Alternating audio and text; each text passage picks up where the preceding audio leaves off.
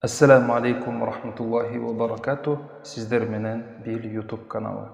Урматтуу мусулман биртугандарым, барыбызга белгилүү болгон аалым Хасан аль-Басри хазретлери ошол кишиге бир күнү бир киши өзүнүн эркектик кубаттуулугу өтө начарлап төмөн болуп кеткенин айтып кеңеш сурап Хасан Басриге кайрылат.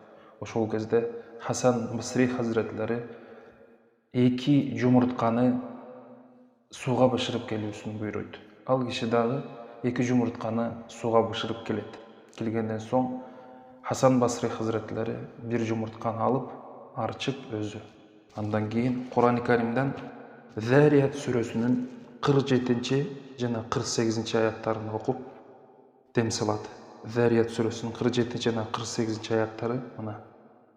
Бисмиллахир-рахманир-рахим. والسماء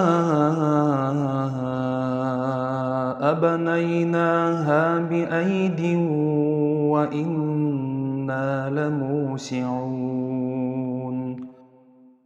والأرض فرشناها فنعم الماهدون. Sadaqallahul azim. Mana ушул эки аятты жумурткага дем салып, бирөөсүн өзүң жегин, бирөөсүн келинчегиңе бергин деп ал кишини жиберет. Андан кийин ал проблема жок болуп, тескерисинче өтө күчтүү инсандардан болгон.